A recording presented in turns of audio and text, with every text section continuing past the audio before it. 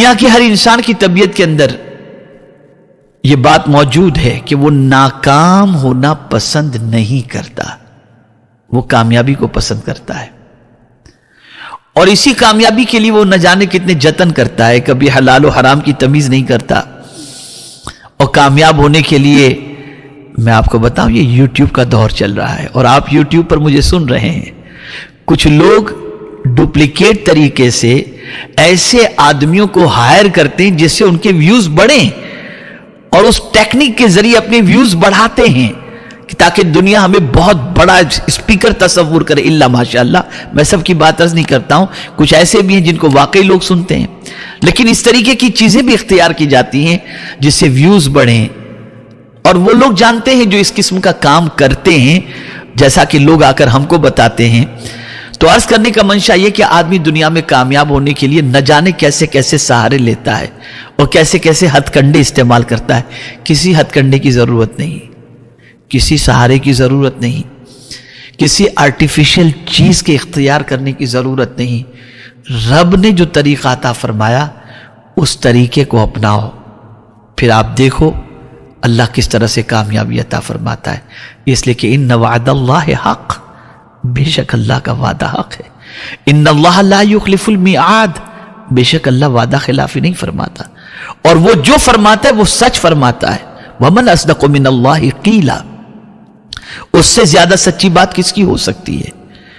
تو آپ دیکھیں، کامیابی ہر انسان چاہتا ہے، لیکن رب قدیر جل جلالہ کی عظمت پر قربان جائیے کہ اس نے جس آیت کی میں بھی تلاوت کروں گا اس میں آپ محسوس کریں گے کامیابی کا ذکر ہے، لیکن یہ نہیں فرمایا کہ دنیا میں کامیابی ملے گی، نہیں، مطلق کامیابی، جس سے مراد یہ ہے کہ جہاں جہاں تم جاؤ گے اللہ تمہیں کامیابی عطا فرمائے گا۔ زمین کے اوپر رہو گے تو کامیاب، زمین کے اندر گئے تو کامیاب، وطن سے باہر گئے تو کامیاب، قیامت کے دن کامیاب، کامیاب ہی کامیاب رہو گے۔ اور اسی کامیابی کے حصول کے لیے جس وصف کی انسان کو ضرورت ہے اسی وصف کو پیدا کرنے کے لیے اللہ عز و جل نے ماہ رمضان المبارک کے روزوں کو فرض فرمایا۔ اب آئیے کامیابی کا نسخہ کیا ہے؟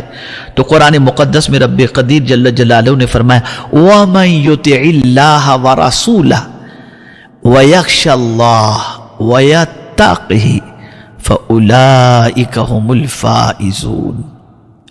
رب قدیر جل جلالہ ارشاد فرماتا ہے اور جو حکم مانے اللہ اور اس کے رسول کا اور اللہ سے ڈرے اور پرہیزگاری کرے تو یہی لوگ کامیاب ہیں۔ اللہ اکبر۔ ہم اپنے بچے سے کچھ کہتے ہیں تو بچہ بات نہیں مانتا، اللہ والے زمین کی مٹی یا پتھر کو حکم دے دیتے تو وہ سونا بن جاتی تھی، وہ کامیاب ہو جاتے تھے۔ وجہ کیا تھی؟ سبب کیا تھا؟ یہی تقوی، ایمان کے ساتھ تقوی۔ ہماری زندگی میں تقوی کہیں نظر نہیں آتا، کہاں ڈرتے ہم اللہ سے؟ انسانوں کے سامنے اللہ سے ڈرتے ہوئے دکھائی دیتے ہیں۔ اللہ اکبر۔ ایک آیت کریمہ کی تفسیر میں حضرت عبداللہ ابن عباس رضی اللہ تعالیٰ عنہما نے بیان فرمایا، اس تفسیر کو پڑھنے کے بعد رونگٹے کھڑے ہو جاتے ہیں۔ اللہ اکبر۔ ارشاد فرماتے ہیں اللہ اللہ، حضرت عبداللہ ابن عباس رضی اللہ تعالیٰ عنہ، کچھ لوگ ایسے بھی ہیں جو لوگوں کے درمیان رہتے ہوئے کوئی عورت اگر ان کے سامنے سے گزرتی ہے تو لوگوں کی مروت میں کہ لوگ دیکھ رہے ہیں اس غیر محرم کی طرف نظر نہیں اٹھاتے، لیکن جیسے ہی ان لوگوں کی توجہ ہٹتی ہے تو لوگوں کی توجہ ہٹنے کے بعد وہ شخص چپکے سے لوگوں سے نظر بچائے ہوئے غیر محرم کو دیکھ کر آنکھوں کا زنا کر لیتا ہے۔ جانتے اس کے لیے کتنا سخت ترین عذاب ہے ایسے شخص کے لیے؟ اللہ اکبر۔ جہنم کی آگ کی سلاخیں ایسے شخص کی آنکھوں میں ڈالی جائیں گی۔ آپ مجھے بتائیے، کیا یہ سچ نہیں کہ آج کا انسان انسانوں کے درمیان رہتے ہوئے اپنے وجود کو گناہوں سے بچاتا ہے، لیکن ہر کوئی اپنی تنہائی کے اعمال سے، حرکات سے، سکنات سے اچھی طریقے سے واقف ہے۔ خدا کے لیے ڈرو، خدا کے لیے اللہ کا ڈر دل میں پیدا کرو۔ اللہ والوں کا حال کیا تھا؟ اللہ اکبر، میرے پیارے آقا صلی اللہ تعالی علیہ وسلم کے پیارے دیوانوں، آپ کو عرض کروں گا تو حیرت ہوگی۔ حضرت عیسیٰ علیہ الصلوۃ والتسلیم کے دور پاک کے اندر قحط پڑا، سب لوگوں کو لے کر حضرت عیسیٰ علیہ الصلوۃ والتسلیم دعا کے لیے نکلے۔ ندا آتی ہے، عیسیٰ تمہارے ساتھ آنے والے گنہگار ہیں، سب سے پہلے ان گنہگاروں کو وہاں سے نکالو تاکہ میں باران رحمت نازل کروں۔ حضرت عیسیٰ علیہ الصلوۃ والتسلیم نے ارشاد فرمایا، دامن آلودہ لوگ، گناہوں میں ڈوبے ہوئے لوگ اس میدان سے چلے جائیں۔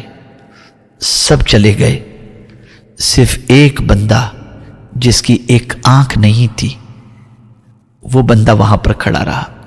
حضرت عیسیٰ علیہ الصلوۃ والتسلیم نے فرمایا، کیا تیری زندگی میں تجھ سے کوئی گناہ نہیں ہوا؟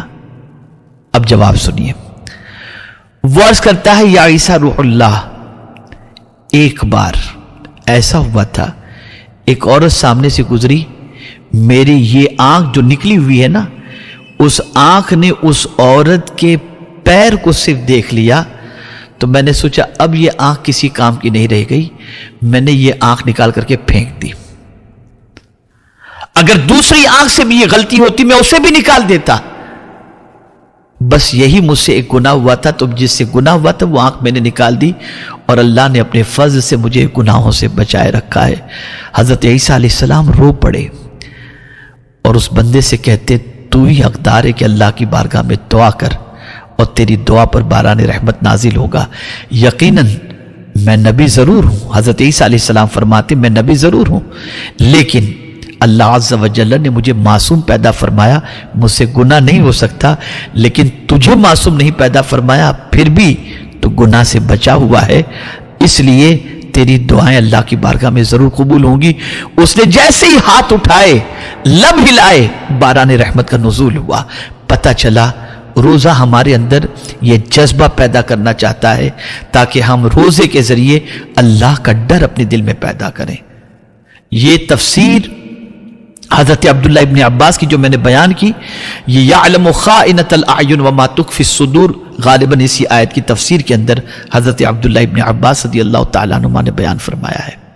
آپ ذرا سوچو، جب آپ گھر کی چار دیواری میں چھپ کر اپنا روزہ نہیں توڑتے اور کھانا نہیں کھاتے اس تصور کے ساتھ کہ رب دیکھ رہا ہے، تو کیا ماہ رمضان کے اس وقت میں ہی رب دیکھتا ہے، باقی دنوں میں نہیں دیکھتا؟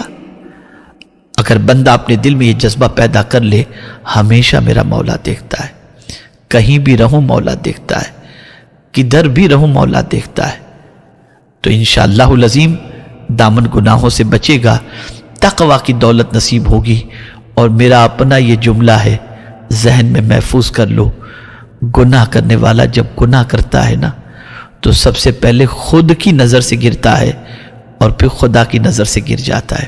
ہزار ہم انسانوں کے سامنے پارسا بن کر کے گھومتے ہوں، تنہائی کے ہمارے اعمال اگر اچھے ہیں تو اللہ کا شکر ادا کرنا چاہیے اور اس پر گھمنڈ نہیں، اور اگر اچھے اعمال نہیں ہیں تو یاد رکھیں تنہائی میں کیے ہوئے برے اعمال ہمارے ظاہری تقدس کے باوجود قلبی تسکین کی دولت سے ہمیں مالا مال نہیں کر سکتے۔ تو اللہ روزے کے ذریعے ہمیں تقوی عطا کرنا چاہتا ہے، ہمیں متقی بنانا چاہتا ہے، پرہیزگار بنانا چاہتا ہے، تاکہ جب ہم پرہیزگار بن جائیں گے تو اللہ ہمیں کامیابی عطا فرمائے گا، ہمیں کامرانی عطا فرمائے گا۔ اور صرف یہی نہیں کہ وہ ہمیں کامیابی زمین کے اوپر عطا فرمائے گا، بلکہ حقیقت یہ ہے کہ زمین کے اندر بھی اور میدان محشر میں بھی وہ کامیابی کی دولت سے سرفراز فرمائے گا۔